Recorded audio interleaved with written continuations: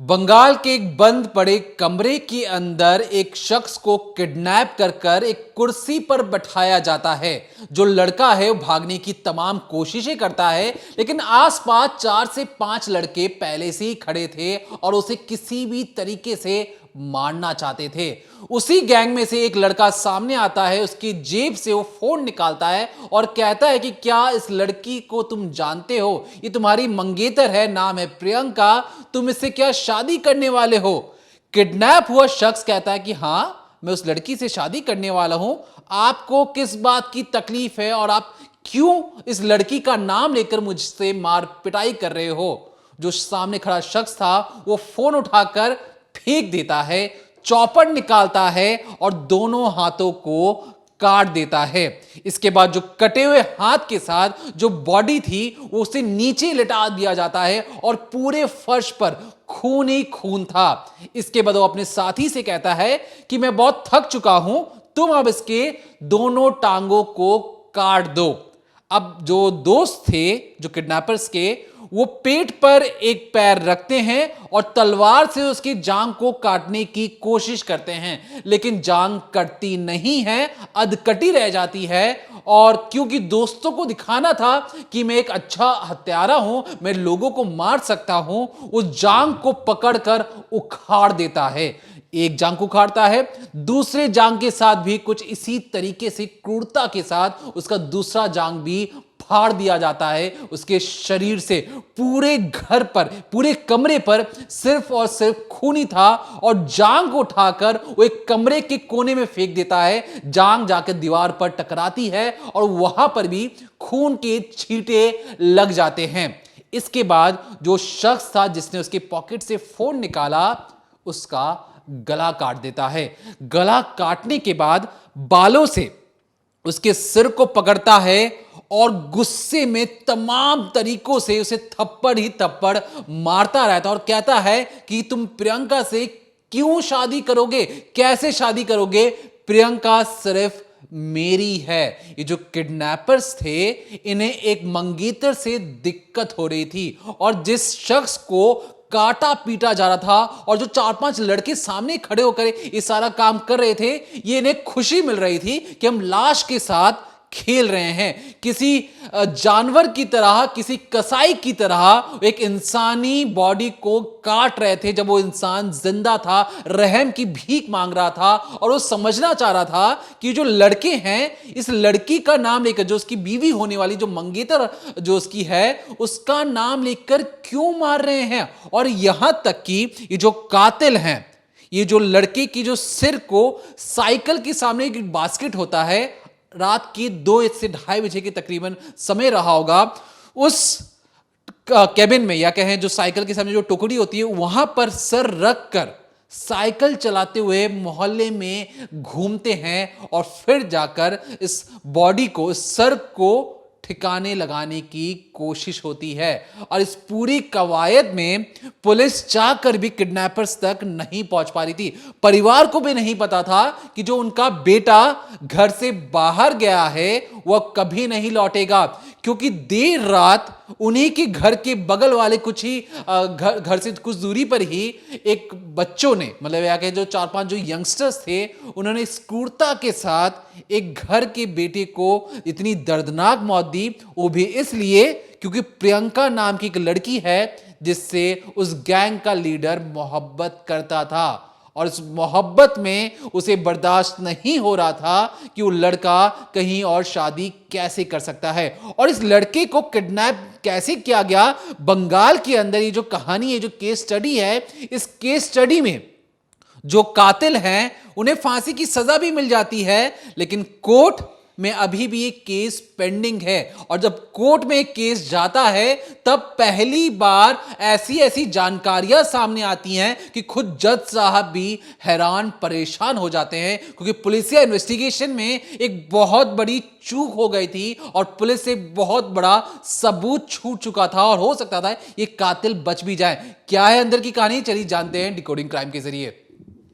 तो ये जो पूरी वारदात है ये कोलकाता के हुगली से सामने आई और इस केस स्टडी को आज डिकोडिंग क्राइम में बताने के पीछे का मकसद सिर्फ इतना, आपने एक छोटा सा अंश सुना होगा जो दीपक ने शुरुआत में बताया कि किस तरह से मर्डर किया जाता है, उसकी डेड बॉडी के साथ खेला जाता है। वो जो लड़का है उसकी बॉडी को इतनी बुरी तरीके से एक तो मर्डर किया गया, फिर उसकी लाश के टुकड़ों के साथ खेला गया, उसके सिर मुंड के साथ खेला गया और जब कोर्ट में मामला जाता है तो फांसी तो दी जाती है, लेकिन आज भी जो ये हत्यारे हैं, जो साथ के साथ आरोपी हैं, ये मुफ्त में जेल की रोटियां तोड़ रहे हैं, बड़े ही आराम से सांस ले रहे हैं ये लोग अभी भी। जिस लड़के को इन्होंने मारा उसके परिवार का सोचिए और फिर सोचिए कि जो ये सातों लोग हैं जिन्होंने उसके हाथ काटे, उसका पैर काटा, उसका गला काटा, यहाँ तक कि उसकी अंतड़ियाँ निकालने की कोशिश भी की, ये सारे लड़के, सारे जो कातिल हैं ये आज भी सांस ले रहे हैं, ये आज भी जिंदा है।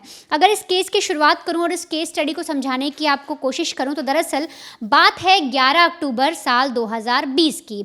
हुगली का इलाका था, वहाँ पर एक दुर्गा मंदिर पड़ता है, उसी के पास दो लड़के खड़े हुए थे जिसमें से एक का नाम था विष्णु माल और दूसरे का नाम था अनिर्बान। ये दोनों आपस में कुछ बातचीत कर रहे थे कि तभी एक रोड की साइड से एक बाइक पर दो लड़के बैठे हुए आते हैं। वो बाइक रोकते हैं और पूछते हैं कि तुम दोनों में से विष्णु कौन है।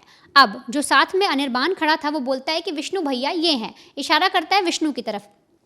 इसके बाद बाइक पर जो लड़के बैठे थे उनमें से जो सामने बैठा था जिसका नाम था विशाल, वो विष्णु को इशारा करके बुलाता है और पूछता है कि क्या तुम प्रियंका से शादी करने वाले हो।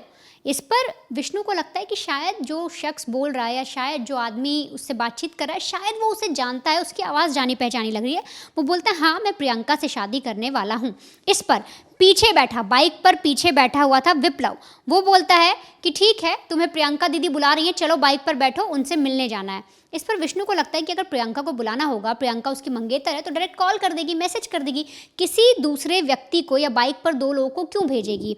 इस पर विष्णु बोलता है कि आप मुझे बताइए कहाँ पर जाना है, मैं पहुँच जाऊँगा और मैं आपके साथ नहीं आऊँगा। इतने पर ही जो पीछे बैठा विप्लव था, बाइक पर जो पीछे बैठा था, वो अपने पॉकेट से गन निकालता है, उसके माथे पर लगाता है और बोलता है फटाफट बाइक पर बैठ जा, तुझे प्रियंका बुला रही है। अब विष्णु को कुछ समझ नहीं आता, धमकी दी जाती है, गन लगी होती है, तो वो बैठ जाता है। बाइक सीधे चलती है और पहुंच जाती है एक, वहीं पर आसपास एक कॉलोनी पड़ती है जिसमें मकान नंबर 70 बना हुआ है। उस मकान नंबर में बाइक जाकर रुकती है और वहां से विष्णु को उतारा जाता है। अब जैसे ही बाइक रुकती है, डोरबेल बजाई जाती है तो अंदर से जो घर बना हुआ था उसके अंदर से आवाज़ आती है, तुम लोग आ गए, मुर्गी ले आए क्या। अब इतने पर जैसे दरवाज़ा खुलता है तो जो शख्स अंदर मौजूद थे, अंदर 3 लड़के और मौजूद थे, तो वो दरवाज़ा खोलते हैं, बोलते हैं अरे भैया तुम ये क्या ले आए। यानी वो विशाल और विप्लव को बोलते हैं कि बाइक पर तुम ये क्या लेके आए, हमने तो तुम्हें मुर्गी लाने भेजा था। इस पर विशाल और विप्लव की तरफ से कहा जाता है कि यही मुर्गी है, आज हम इसी का प्रोग्राम करेंगे। अब विष्णु को एक तौर पर किडनैप कर लिया गया था, उसको किडनैप करके अंदर ले जाया गया और कुर्सी से बांधकर रख दिया गया। अब इधर होता क्या है, क्योंकि अनिर्बान ने सारी चीज़ें देखी थी, जो विष्णु के साथ खड़ा हुआ था उसने सारी चीज़ें देखी और वो फ़ौरन प्रियंका को कॉल करता है। प्रियंका कौन है, प्रियंका उसकी गर्लफ्रेंड विष्णु की और उसकी मंगेतर। उसको कॉल करता है और बोलता है भाभी जो विष्णु है उनको कुछ लोग हैं उठा कर ले गए, हम दोनों बातचीत कर रहे थे, अचानक से कोई आया और बोले आपने बुलाया है, उसको उठाकर ले गए, आप कुछ मदद कीजिए। इस पर प्रियंका रिप्लाई क्या देती है, गौर से सुनिएगा। प्रियंका रिप्लाई देती है, बोलती है अगर विष्णु को कोई उठाकर ले गया तो मैं क्या करूं, ये वो जाने या फिर उसके परिवार को इन्फॉर्म कर दो। सोचो एक मंगेतर है जिसके किसी ने घबराते घबराते कॉल किया, बोला कि तुम्हारा होने वाला पति उसे कोई किडनैप करके ले गया है, उसके माथे पर बंदूक लगाई थी और इस पर सामने वाली जो लड़की है वो इस तरह से जवाब दे रही है। अब यहाँ तक होने के बाद जो अनिर्बान है उसे कुछ समझ नहीं आता, वो भागा जाता है विष्णु के घर। लेकिन दूसरी तरफ स्टोरी क्या होती है, दूसरी तरफ जो विष्णु को किडनैप कर ले गए थे वहाँ होता क्या है, तो जिस मकान नंबर में विष्णु को रखा गया वहाँ उससे बोला जाता है कि तू अपना फ़ोन निकाल और फ़ोन में तेरी प्रियंका के साथ जितनी भी फ़ोटो हैं वो सारी हमारे फ़ोन पर सेंड कर दे। अब इन सभी किरदारों में जो टोटल लड़के थे, अगर मैं बताऊं जो किडनैपर्स थे, वो टोटल 7 लोग थे वहाँ पर, और 7 में से जो सबसे अहम है उसका नाम आप याद रखें विशाल, और उसका जो दूसरा सेकेंड हैंड है वो है विप्लव। अब विशाल जो है वो फ़ोन निकालता है अपना और बोलता है कि देख विष्णु, तुम्हारे पास जितनी भी फ़ोटो हैं प्रियंका की, जो भी तुम्हारे पर्सनल जो भी पिक्चर्स होंगी वो सारी तुम मेरे फ़ोन पर सेंड करो। इस पर विष्णु मना करता है, वो बोलता है भैया आप लोग हैं कौन, मुझे बताइए, मैं अपनी माँ की दवाई लेने के लिए निकला था, वो बीमार है, मैं उनकी दवाई लेने आया था और आप लोगों ने मुझे बीच रास्ते से उठा लिया। कम से कम मुझे ये तो बताइए कि मेरा कसूर क्या है और प्रियंका से आपका क्या लेना देना है, प्रियंका आपको कैसे जानती है। इस पर जो विशाल वहाँ पर मौजूद था वो बोलता है सीधे मुँह तू बात नहीं सुन रहा, मैं तुझसे शराफत से बात कर रहा हूँ, तुझे समझ में नहीं आ रहा, फटाफट जो भी भी पिक्चर्स है वो मेरे हवाले कर। अब विष्णु जो है, क्योंकि कोई भी शख्स वो नहीं समझ पा रहा था कि वो उसकी गर्लफ्रेंड क्या उसकी मंगेतर की तस्वीरें क्यों मांग रहा है, इस पर वो सीधे तौर पे बोलता है कि आप ऐसा क्यों चाह रहे हैं, मुझे रीज़न बताइए। तभी विशाल बोलता है कि विप्लव जाकर वहाँ से चॉपर ले आ जो हम नया नया खरीद कर लाए हैं। अब चॉपर लेकर आया जाता है, चॉपर से विष्णु को डराने की कोशिश की जाती है, उससे तस्वीरें मांगने की कोशिश की जाती है और विष्णु अपना फ़ोन निकालता भी है, उसका लॉक भी खुलवाया जाता है क्योंकि उसको रस्सियों से बांधा हुआ था। और लॉक खुलवाने के बाद बोलते हैं कि ये जो तस्वीरें हैं फटाफट हमें सेंड कर, और एक तरह से प्रोसेस शुरू होता है और वहाँ पर उससे बोला जाता है, एक थप्पड़ भी लगाया जाता है और बोला जाता है विष्णु से कि तुझे प्रियंका से प्यार हो गया, तू प्रियंका से शादी करना चाहता है, तेरी इतनी हिम्मत हो गई। इस पर विष्णु बार बार सिर्फ हाथ जोड़कर इतना ही बोल रहा था कि आप मुझे छोड़ दो, आपको जो करना है कर लो, आपको तस्वीर चाहिए आप ले लो, लेकिन मुझे छोड़ दो, मेरी माँ इंतज़ार कर रही है, मेरे घर पर मेरा इंतज़ार कर रहे हैं, मुझे मेरी माँ के लिए दवाई ले जानी थी। अब होता क्या है कि फ़ौरन विष्णु को मारा जाता है, उसको एक तरीके से उसको मारा पीटा जाता है और उसको बिल्कुल जैसे उन लोगों ने बाहर एक कमेंट किया था कि आज हम ये मुर्गी लाए हैं, आज हम इसका प्रोग्राम करेंगे, वो कुछ ऐसा ही मंजर अंदर बना देते हैं। अब होता ये है कि विशाल विष्णु दोनों गुस्सा होते हैं, माफ़ करिएगा, विशाल और विप्लव दोनों गुस्सा होते हैं और विष्णु को लगातार वो चांटे पर चांटे मारते रहते हैं। और इसके बाद बोला जाता है कि जो सब्भल हम लेकर आए थे वो भी लेकर आओ। अब इसके बाद विप्लव सब्भल लेकर आता है और सब्भल से विष्णु के पैरों पर अटैक किया जाता है। विष्णु को कुर्सी पर बिठा रखा था, उसके हाथ पैर बांधे हुए थे और पैर पर सब्भल से लगातार वार किए जाते हैं, जिससे जो विष्णु है उसके पैर से खून भी आने लगता है और उसे बहुत ज़्यादा चोट लग जाती है। वहाँ पर उसे गालियाँ भी दी जाती हैं भद्दी भद्दी, और इसके बाद बोलते हैं कि अब इसका काम तमाम करना पड़ेगा। इसके बाद विष्णु को समझ में आ जाता है कि कुछ गड़बड़ होने वाली है। वो बार बार बोलता है कि आप मुझे छोड़ दो, आपको प्रियंका चाहिए, आपको जो करना है आप कर लो, लेकिन मुझे छोड़ दो, मेरी माँ इंतज़ार करिए। लेकिन उसके बाद भी ये जो हत्यारे हैं, जो कातिल हैं, जिनके सिर पर खून सवार था, रुकते नहीं हैं। ये फ़ौरन इनके गले में एक गमछा पड़ा होता है विशाल के, वो निकालता है, वो विष्णु के गले में डालता है और उसको बांध देता है और दूसरी तरफ से अपने दोस्तों से कहता है कि इसे खींचो, और एक साइड से खुद खींचता है और ये लोग लगातार उस गमछे को खींचते रहते हैं, उसका गला दबाते रहते हैं, चोक करते रहते हैं। और अचानक से होता ये है कि जो सांसें हैं वो उखड़ने लग जाती हैं विष्णु की और वो एक तरह से बेसुध हो जाता है। बेसुध हो जाने के बाद, या यूँ समझिए कि जब सांसें उखड़ने लगी थी, वो मौत के करीब था, तभी लात मारकर उसे नीचे गिराया जाता है, उसके हाथ पैर खोल दिए जाते हैं। अब वो बेसुध था, हल्की हल्की उसके सांसें कुछ हद तक बची थी, उसको नीचे लेटा दिया जाता है और फिर ये लोग अपना घिनौना काम शुरू करते हैं। अब इसके बाद ये चॉपर से, जो विशाल था, जो अहम किरदार है, जो एक मास्टरमाइंड है, जो इतना शातिर क्रिमिनल है, वो फ़ौरन चॉपर लेता है और चॉपर से दोनों हाथ जो विष्णु के थे उन्हें काट देता है। और काटते ही पूरा जो कमरा था, जिस जगह पर उसे किडनैप करके रखा गया था, वहाँ पूरा खून फैल जाता है और तो और जो दीवार थी उन पर छींटे लग जाती हैं, जो मांस के लुथड़े थे वो कट कर गिरने लगते हैं और हाथ को काट कर फेंक कर ये हाथों को फेंक देता है। अब पूरा ये खून से लथपथ हो चुका था क्योंकि चॉपर से इसने हाथ काटे थे। और फिर ये बोलता है अपने दोस्तों से, जो वहाँ पर बाकी 6 लड़के मौजूद थे, उनसे कहता है कि सारा काम मैं करूँगा, हमने मिलकर प्लानिंग की थी ना, अब आगे का काम तुम्हारा है। इस पर बाकी के जो लड़के हैं वो तलवार लेकर आते हैं और विष्णु के पैरों को काटने की कोशिश करते हैं। वो पैर पर तलवार चला रहे होते हैं, लेकिन पैर की चर्बी बहुत मोटी होती है, पैर कटते भी नहीं उस तलवार से। तो ये सोचिए आप, इनकी मानसिकता देखिए, कितने ज़्यादा नीच हैं ये लोग कि उसमें से कुछ लड़के विष्णु के पेट के हिस्से पर चढ़ जाते हैं और 2 लोग उसके पैर को खींचते हैं, उसकी जांघ को खींचते हैं और उसे उखाड़ने की कोशिश करते हैं। कुछ हद तक काट दिया था और जितना लुथड़ा छिपका रह गया था उन्हें उखाड़ने की कोशिश करते हैं और पैरों को उखाड़ लिया जाता है। पैर उखाड़ने के बाद ये उस पैरों को अलग अलग दिशाओं में फेंक देते हैं और खूब ज़ोर से हंसते हैं। अब इसके बाद जो विशाल था वो बोलता है कि तुम लोगों ने अपना काम कर दिया, लेकिन इस लड़के को आखिरी मौत मैं ही दूंगा। और इसके लिए वो फिर से चॉपर उठाता है और इसके बाद वो सबसे घिनौना काम करता है, वो विष्णु के धड़ को उसके सिर से अलग कर देता है। अब वो विष्णु का सिर काटता है उस चॉपर से, और सिर काटने के बाद जो खून बहता है वो मंजर इतना खौफनाक था कि आप सोचिए कि जब वो केस कोर्ट में गया तो जो वहाँ पर लोग मौजूद थे वो हक्का बक्का रह गए कि कोई इतना क्रूर कैसे हो सकता है। जब खून बहता है उस खून को वो निहारता है, वो हंसता है और फिर बोलता है कि अब कर ले तू प्रियंका से शादी। इसके बाद वो उसके बाल पकड़ता है, उसका जो सिर कटा हुआ सिर था, सोचिए उसको वो हाथों से पकड़ता है और फिर उस पर थप्पड़ मारता है। इतना ज़्यादा उसके मन में गुस्सा भरा हुआ था, वो बार बार थप्पड़ मारता और बोलता है अब तू करके दिखा प्रियंका से शादी, मैं देखता हूँ तू प्रियंका से शादी कैसे करता है। इतनी ज़्यादा थप्पड़ मारने के बाद वो जो एक तरीके से जो सिरमुंड था उसके साथ वो पैरों से खेलते हैं। आप सोचिए, उसको फुटबॉल बनाकर खेलते हैं और फिर वो फेंक देते हैं। अब यहाँ तक सारी चीज़ें हो जाने के बाद करीब रात के बज चुके थे 1। इस पर जो विशाल है वो बोलता है कि हमने घोष को बुलाया था। घोष का पूरा नाम है मिंटू घोष। हमने उसको बुलाया था, वो अब तक आया क्यों नहीं, लाश तो उसे ही ठिकाने लगानी है।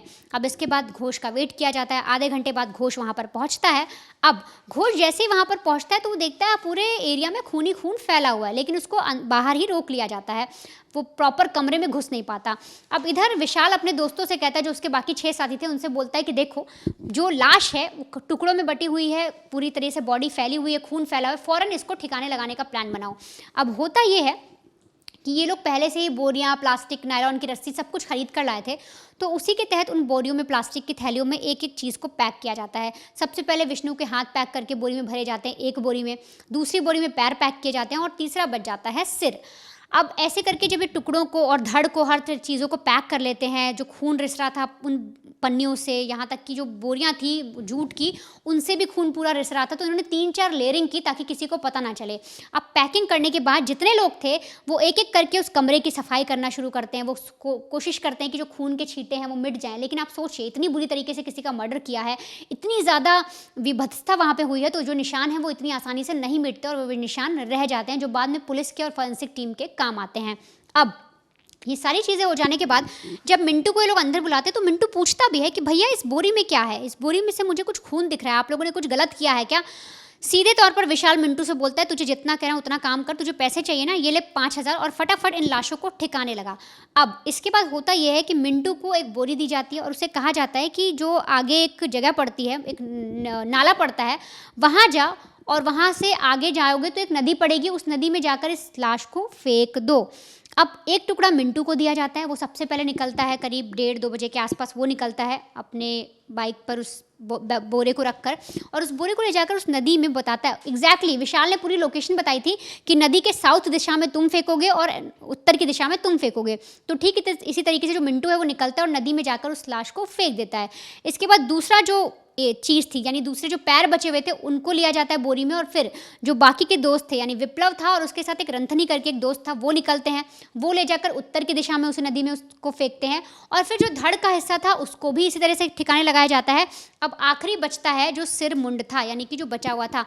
अब इस पर सोचिए, जो सिरमुंड था, विशाल बोल सकता था कि तुम जाकर इसे ठिकाने लगा दो, लेकिन उसके अंदर इतनी नफरत भरी थी, इतना ज़्यादा गुस्सा था कि वो सिरमुंड को उस पन्नी में खुद ही हाथों से पैक करता है, और उसको करते हुए मुस्कुरा भी रहा होता है, और फिर पॉलीथीन में पैक करके, बोरी में पैक करके वो साइकिल की बास्केट में उस नरमुंड को रखता है और सीधे तौर पे आधी रात को निकल जाता है। अब निकलने के बाद रास्ते में पड़ता है एक नाला, और उसी नाले में जाकर वो उस सिरमुंड को फेंक देता है, यानी विशाल का जो कटा हुआ सिर था उसको उस नाले में फेंक देता है, और फेंकने के बाद हंसता है, मुस्कुराता है, वापस घर आता है और अपने दोस्तों से कहता है कि अच्छे तरीके से जो तुम लोगों ने लाश ठिकाने लगाई है, सब कुछ तुमने कर दिया है, अब कोशिश करो जो हथियार हमने यूज़ किए, जो जगह है उसको भी अच्छे से साफ़ कर दो। लेकिन ये कितनी भी कोशिश कर ले, ना हथियार ठीक से साफ़ हो पाते हैं, ना ही वो जगह साफ़ हो पाती है, और ऐसे कई सारी जो चीज़ें हैं, जो सबूत हैं, वो पीछे छूटते चले जाते हैं। अब इतना सब हो जाने के बाद एक एक करके जब मोटरसाइकिल के ज़रिए, साइकिल के ज़रिए लाश को ठिकाने लगा देते हैं, तो चैन की सांस लेते हैं और आराम से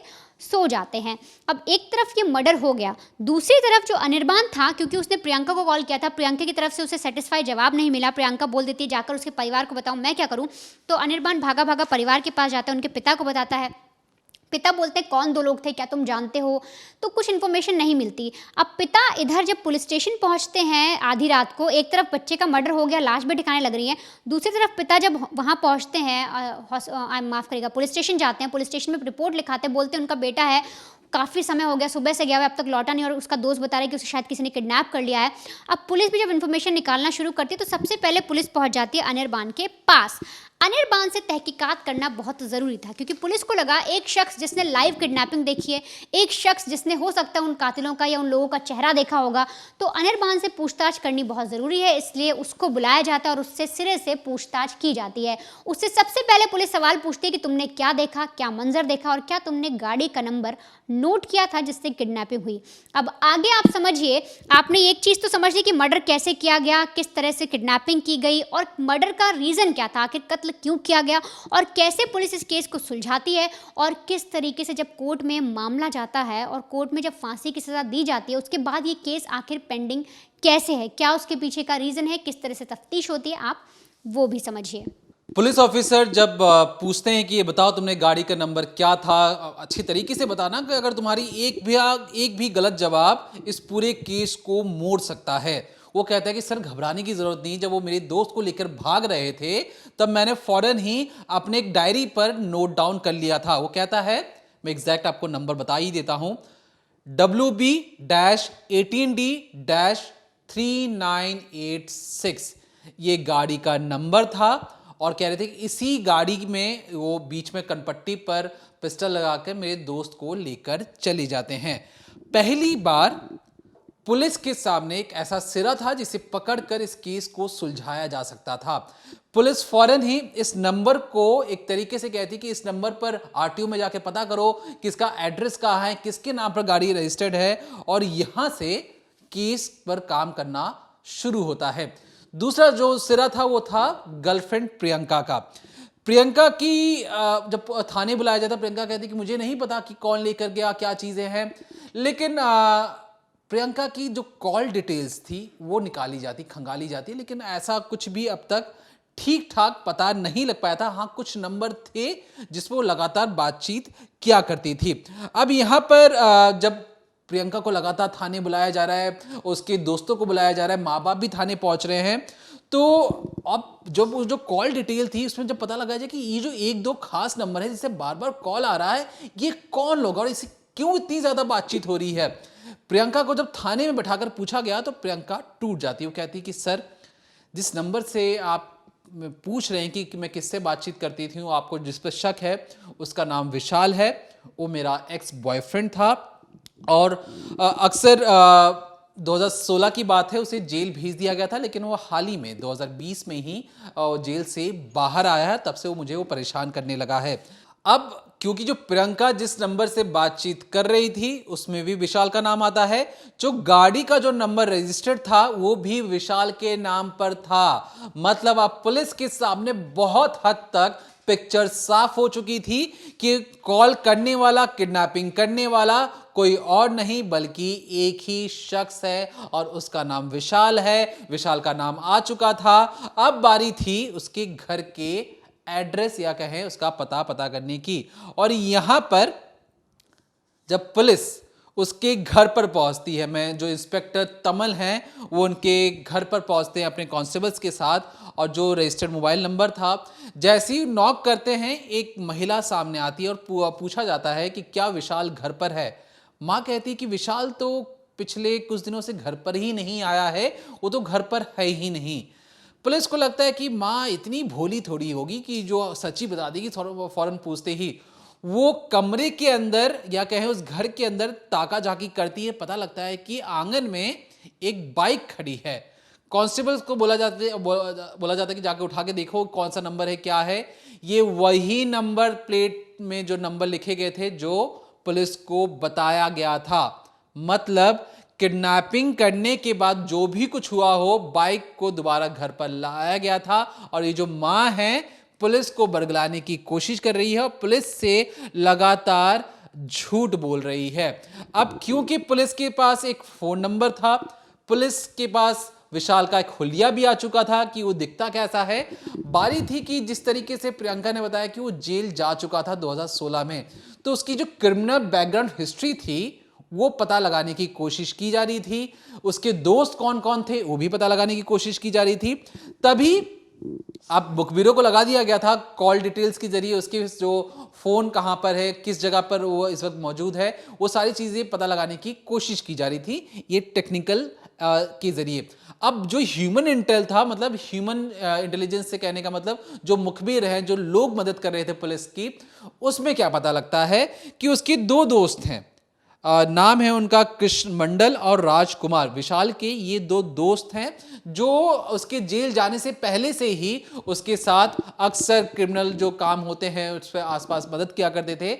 और हाल ही में ये जो कृष्ण मंडल है और राजकुमार है, इन्होंने एक नया घर लिया था। पुराने मोहल्ले में पहले घर था, उसको छोड़कर हाल ही में उन्होंने एक नया घर लिया।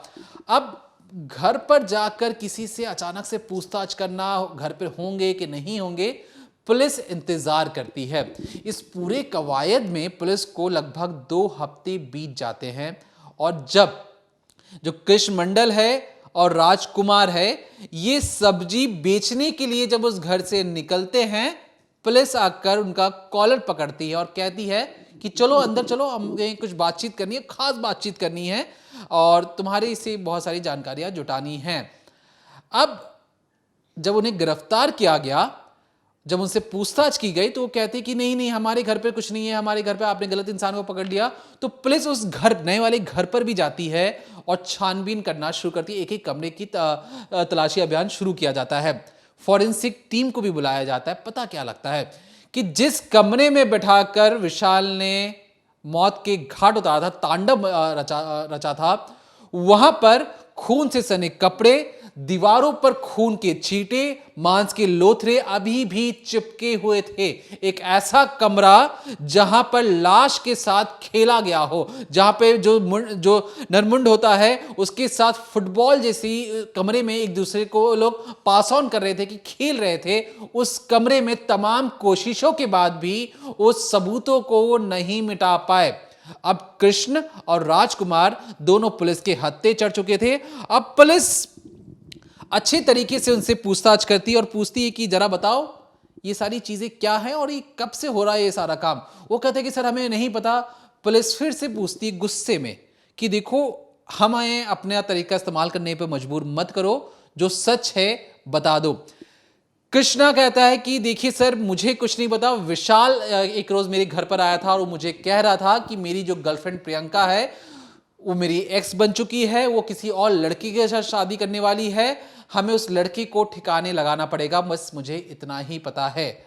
अब यहां पर कृष्णा का ट्रीटमेंट चल ही रहा है पुलिस के द्वारा। राजकुमार जो दूसरा दोस्त था, जैसे ही पुलिस उसका कॉलर पकड़ती है, वो कहते हैं कि सर मुझे कुछ नहीं पता, कृष्णा और ये जो विशाल है इन दोनों का ही सारा गेम प्लान है, मुझे तो कुछ नहीं पता। मुझे पता है कि इन्होंने उस कमरे में एक इंसान की जान ली है।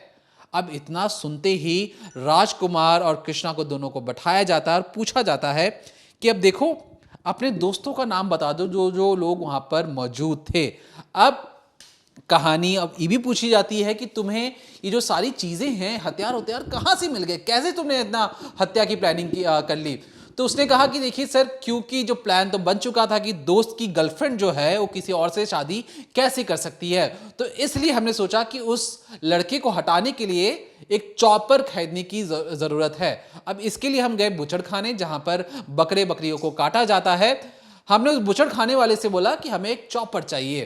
पुलिस ने पूछा कि चॉपर देना एक किसी भी आम नागरिक को इतना आसान बात तो होता नहीं है, उसने तुम्हें इतनी आसानी से दे दिया। तो जो कृष्णा है वो ये कहता है कि विशाल ने कहा कि वो मुर्गी ले आया है और मुर्गी को काटने के लिए उसे चॉपर चाहिए, क्योंकि अब वो बाहर का नहीं खाना चाहता, अब वो खुद घर में काट कर मुर्गी को खाना चाहता है। अब चॉपर था वो 250 रुपए का एक पुराना चॉपर दे दिया गया मार्केट से। उसके बाद वो नायलॉन की रस्सी, तमाम जो तरीके होते कपड़े वो सारे खरीदे गए, ताकि किडनैपिंग के बाद अच्छी तरीके से मारा जा सके और उसे पैक किया जा सके। बोरियां खरीदी गई, प्लास्टिक खरीदा गया, उन तमाम चीजों से मार्केट से वो सारा सामान उन्हें मिल चुका था, जिसके बाद उन्हें मर्डर करना था। अब इसके बाद किडनैपिंग की जाती है।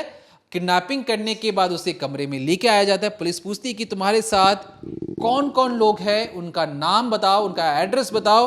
तो बताता है कुछ नाम। कृष्णा कहता है विनोद दास, रथिन सिंह, राजकुमार, घोष और मिंटू। ये जो 4-5 लड़कों के मैंने आपको नाम बताए, ये 4-5 लड़के दोस्त थे। इन्हें भी बुलाया जाता है और एक एक कर इन्हें गिरफ्तार करने की कोशिश होती है। नाम बताने के लगभग 72 घंटे बाद उन्हें गिरफ्तार किया जाता है। किसे? रतन और विनोद को गिरफ्तार कर लिया जाता है। 31 अक्टूबर आते आते तक घोष को भी गिरफ्तार कर लिया जाता है और विशाल, विप्लव और मिंटू अभी भी पुलिस गिरफ्त से बाहर थे। विशाल और विप्लव ये तो 2 मेन अक्यूज थे जो उस गाड़ी में बैठे थे, और जो मिंटू है ये खास कैरेक्टर है। बाकी सारे साथी गिरफ्तार हो चुके थे, 3 बचे हुए थे। अब यहां पर जब चीजें शुरू होती हैं, जिस तरीके से वनिता ने आपको घोष का नाम बताया था, तो घोष से जब पूछा जाता है कि जरा बताओ कि तुमने मर्डर क्यों किया। अब सोचिए, जो घोष का जो बयान है मैं आपको बिल्कुल हुबहू पढ़ के बताता हूं कि उसने बोला क्या था। विशाल ने मुझे एक काम करने के लिए कहा और रात में बुलाया था। 2:30 बजे जब मैं उसके कमरे में पहुंचा तो खून से सनी एक बोरी मुझे थमा दी गई। मैंने पूछा इसमें क्या है, लेकिन किसी ने बताया नहीं। उस वक्त कमरे में 8 लोग मौजूद थे। अब इसके बाद उससे आदेश मिल चुका था कि इस बोरी को उठाकर तालाब के पास फेंक दो। अब यहां पर जब काम चल ही रहा था, क्योंकि जो 3 अक्यूज थे, जो 3 मेन अक्यूज थे, वो भागे भागे फिर रहे थे, तो किसी तरीके से मुखबिर के जरिए पुलिस को मिंटू हत्थे चढ़ जाता है। पुलिस के हाथ से मिंटू लग चुका होता है। अब क्योंकि जो सारे लोग जो पकड़े जा रहे थे ये अपराधी थे, अब कोई ऐसा उस बंद कमरे के अंदर कोई ऐसा चश्मदीद गवाह नहीं मिल पा रहा था। तो जो मिंटू जब पकड़ा जाता है, पुलिस उसे अच्छे तरीके से बताती है कि अगर तुम हमारा साथ दोगे तो तुम्हारी सजा हम कम करवाने में तुम्हारी मदद कर सकते हैं। मिंटू सरकारी गवाह बन जाता है और बताता है कि उस कमरे के अंदर किन किन लोगों ने क्या क्या काम किया और किस वजह से क्या, गुस्से में क्या क्या चीजें हुई। वो एक ऐसी आंखों के जरिए जो उसने देखा, उसने पुलिस को हूबहू हर एक चीज बताई, जो पुलिस ने बाद में फॉरेंसिक के जरिए तमाम तरीकों से उसे तस्दीक की। और उसी की बदौलत, मिंटू के बदौलत, तमाम जगहों से, तालाबों से, नालियों से बॉडी पार्ट्स को बरामद किया गया। उस बॉडी पार्ट्स के डीएनए को मैच किया गया। लाश मिल चुकी थी, लाश का डीएनए भी मैच हो चुका था। अब जो मिंटू है वो सरकारी गवाह बनकर उसने बहुत सारी चीजें पुलिस को बताई। लेकिन पुलिस के सामने सबसे बड़ा सवाल कि मिंटू साथ क्यों दे रहा था इन लोगों का। तो मिंटू ने कहा कि सर देखिए, मुझे अपनी बेटी की बर्थडे जो था उसे सेलिब्रेट करना था और मुझे पैसों की ज़रूरत थी। मैंने विशाल को कहा तो विशाल ने कहा कि ठीक है, तुम हमारा काम करो, तुम्हें पैसे मिल जाएंगे। और लाश को ठिकाने लगाने के लिए मुझे 5,000 रुपये मिले। महज 5,000 रुपये के लिए एक अपनी बेटी के बर्थडे को सेलिब्रेट करने के लिए उसने एक लाश को ठिकाने लगाया, मदद की अपने दोस्तों की, पुलिस को गुमराह करने की कोशिश की। और उसके बाद जैसे ही 5,000 रुपये मिलते हैं वो वहाँ से निकलता है और अपनी बेटी की बर्थडे पे जाकर खर्च कर देता है। अब ये जो सारी जो चीज़ें हैं, जो मिंटू आगे ये भी बताता है कि सर देखिए, जब उसे लेके आया गया तो उसके फ़ोन से जितने भी फोटोग्राफ्स, वीडियोस थे, उस सारे फोटो वीडियोस को उसने अपने फ़ोन पे लिया विशाल ने। और एक एक फोटो और वीडियो को देखकर वो तिलमिला रहा था, गुस्से से पागल हो रहा था। उसे लग रहा था कि उसकी जो गर्लफ्रेंड जिससे वो मोहब्बत करता था वो किसी और की बाहों में कैसे जा सकती है, किस तरीके से फोटो और वीडियो खींच सकती है। और इसी गुस्से की वजह से सर काटने के बाद वो उसे थप्पड़ मारते रहा। उसे ये लग रहा था कि वही चेहरा है जो उसकी गर्लफ्रेंड के साथ शादी करने वाला था। और इसी गुस्से की वजह से जो तमाम लोग उस कमरे में मौजूद थे, सब डर से, सबको डर लग रहा था विशाल से, लेकिन सब ने विशाल का साथ दिया। और यहां तक कि जब बात आगे बढ़ती है तो विशाल इस कटे हुए सिर को लेकर कहता है कि अब मैं इस कटे हुए सिर को बेचकर 25 लाख रुपए कमाऊंगा। अब पता नहीं ऐसा कौन सा शख्स था जो इस कटे हुए सिर के 25 लाख रुपए देने वाला था। फिलहाल के लिए जब ये सारी चीजें हो जाती हैं तो जो परिवार है वो तो अपने बेटे को पागलों की तरह ढूंढ ही रहा था यहाँ से वहाँ। लेकिन जब पुलिस छानबीन करती है तो इस पूरी कवायद में पूरे 2020 का साल खत्म हो जाता है। अब जो बारी थी कि चार्जशीट जब दाखिल की जाती है कोर्ट में इन सारे अपराधियों को पकड़ लिया जाता है। जब ये जो विशाल है, सारे अपराधी पकड़े जाते हैं, सबको कोर्ट में पेश किया जाता है। अब प्रियंका को कटघरे में सामने बुलाया जाता है। प्रियंका विशाल को देखकर जोर से रोना शुरू कर देती है। उसे डर लगता है, वो अपने कदम आगे नहीं बढ़ा पाती है। लेकिन वकील और पुलिस की मदद से वो कटघरे में जैसी पहुंचती है, जज साहब कहते हैं कि डरो मत, जो है बिल्कुल सच सच बताओ कि क्या क्या चीजें थी। प्रियंका कहानी बताती है। आपने जो कहानी वनिता से सुनी, प्रियंका ने कहानी बताई कि वो एक साथ ट्यूशन पढ़ने जाते थे। ट्यूशन पढ़ते पढ़ते एक दूसरे के करीब आ चुके थे, बहुत ज़्यादा नज़दीकियाँ बढ़ चुकी थीं। लेकिन सरस्वती पूजा के दिन जब वो साड़ी पहनकर ट्यूशन गई तो वहाँ पर उसे प्रपोज किया गया। अब प्रपोज करने के बाद जब उसने कहा कि ठीक है, हम एक रिलेशन में आ सकते हैं, लेकिन 2016 आते आते वो जेल जा चुका था। जब वो जेल से बाहर आया 2020 में, तब क्योंकि जो मैं जहाँ रहती थी उसके बगल के घर में ही उसकी दादी भी रहा करती थी। दादी की जो दो बेटी थी पाखी, उसने मुझे कहा कि जो मेरा भाई है वो पुलिस में भर्ती हो चुका है, तुम मेरे भाई से शादी कर लो। जब उस घर पर वो जाती है वो मना कर देती है कि देखो मुझे पता है कि तुम्हारा भाई जेल में जा चुका है, पुलिस में वो भर्ती हो या ना हो, लेकिन मैं अब दूसरे लड़के के साथ रिलेशन में हूं, मैं अब उससे शादी करने वाली हूं, तो कृपया करके मेरी जिंदगी में आप दोबारा मत आइए। अब पाखी उसकी अच्छी दोस्त थी, जो बहन थी, पाखी बोलती कोई बात नहीं, वो लोग चले जाते हैं। यहाँ मान मनोवल का जो दौर था वो चलता रहता है। लेकिन पाखी फिर एक रोज दोबारा से प्रियंका को अपने घर पर बुलाती है। अब इस बार जो भाई था विशाल, उसके साथ जोर जबरदस्ती करता है, उसके साथ गलत काम करता है, और ये सारा गलत काम जो पाखी, जो उसकी दोस्त थी, बेस्ट फ्रेंड थी, वो वीडियो बनाती है अपनी ही दोस्त प्रियंका का, जब उसके जिस्म को नोचा जा रहा था, उसके साथ गलत काम किया जा रहा था। अब इतना बोलते ही वो कोर्ट में फफक फफक कर रोना शुरू कर देती है, घुटनों के बल बैठ जाती है और कहती है कि जज साहब, इस विशाल को कड़ी से कड़ी सजा मिलनी चाहिए, क्योंकि इसने मेरे मंगेतर, मेरे होने वाले पति को भी इतनी दर्दनाक मौत दी है। अब यहां पर जो सरकारी वकील थे वो ये कहते हैं कि देखिए सर, क्योंकि ये जो लड़के हैं, जो सारे लड़के, इनकी उम्र बहुत कम है, इनके सामने पूरा भविष्य पड़ा हुआ है, इन्हें कम सजा मिलनी चाहिए। और जो सरकारी गवाह जो मिंटू को बनाया गया है, जो एक ही चश्मदीद गवाह है, उसी के आधार पर हम कैसे मान लें कि इन लड़कों ने सारा काम किया हो। तब जाकर जो पुलिस की तरफ से जो वकील थे, जो परिवार की तरफ से वकील थे, वो ये कहते हैं कि सर, अगर मान भी लेते हैं कि चश्मदीद जो सरकारी गवाह है वो अगर झूठ बोल रहा है, तो दुकानदार जहां से चॉपर खरीदा गया, जहां से नायलॉन की रस्सियां ली गई, और जो 132 गवाह जो वहां पर थे, हर कोई झूठ तो नहीं बोल सकता है। इसके बाद फैसला आता है। फैसले में जो जज शिवशंकर घोष अपने जजमेंट में क्या कहते हैं, बिल्कुल ध्यान से सुनिए। कुछ लोग अपने रिश्ते या इच्छाओं से इतनी गहराई से जुड़ जाते हैं कि जब वो छूटने लगते हैं तो उसे अपने आत्मसम्मान पर हमला मानते हैं। यह मामला एक लव ट्रायंगल का है, जिसमें एक युवक की जिंदगी टुकड़ों में काट दी गई। विष्णु को किडनैप कर उसका मर्डर किया गया, फिर लाश के टुकड़े किए गए, और घोष ने रात के 2:30 बजे टुकड़ों से भरी बोरी को तालाब में फेंका। इसे 7 साल की सजा सुनाई जाती है। विशाल समेत 7 आरोपियों को इसमें बराबर का भागीदार माना जाता है। मुख्य आरोपी विशाल ने किडनैपिंग की, हत्या और उसकी प्लानिंग भी की।